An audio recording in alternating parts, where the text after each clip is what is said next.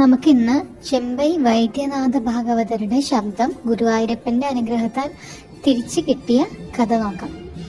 ആദ്യമായിട്ട് ചെമ്പൈ ഗുരുവായൂർ ഏകാദശി 1907 ഗുരുവായൂർ ഏകാദശിക്കാണ് ഗുരുവായൂരിൽ പോയിട്ട് കച്ചേരി നടത്തുന്നത്. അതിനുശേഷം തുടർച്ചയായി അദ്ദേഹം ഏകാദശി ദിവസം ഗുരുവായൂരിൽ വന്നിട്ട് കച്ചേരി നടത്താറുണ്ടായിരുന്നു. അങ്ങനെയിരിക്കെ 1952 ഒരു ഏകാദശി ദിവസം അദ്ദേഹം കോഴിക്കോട് സാമൂതിരി കോവിലകത്തായിരുന്നു. അന്നത്തെ കച്ചേരി കോഴിക്കോട് സാമൂതിരി കോവിലകത്തായിരുന്നു. അപ്പോൾ കച്ചേരി തുടങ്ങാൻ നേരത്ത് അദ്ദേഹത്തിന് ശബ്ദം പുറത്തു വരുന്നുണ്ടായിരുന്നില്ല. പിന്നെയാണ് അദ്ദേഹത്തിന് അത് മനസ്സിലായത് ഏകാദശിയാണെന്നും. എത്രയും പെട്ടെന്ന് അതിനുശേഷം അദ്ദേഹം ഗുരുവായൂരിലേക്ക് തിരിച്ചുപോയി ഗുരുവായൂരപ്പന്റെ മുന്നിൽ നിന്ന് കണ്ണീരോടെ പ്രാർത്ഥിക്കുകയാണ്.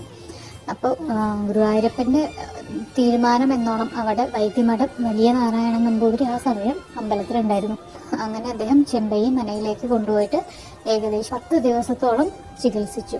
അങ്ങനെ ചികിത്സ കഴിഞ്ഞ് ചെമ്പൈ വൈദ്യനാഥ ഭഗവതർക്ക് തന്റെ ശബ്ദം തിരിച്ചു കിട്ടി. പിന്നെ ഗുരുവായൂരപ്പന് നന്ദി പറഞ്ഞ് പിന്നീട് അങ്ങോട്ടും മുടക്കം കൂടാണ്ട് ഏകാദശിക്ക് ചെമ്പൈ സംഗീത കച്ചേരി നടത്തിയിരുന്നു.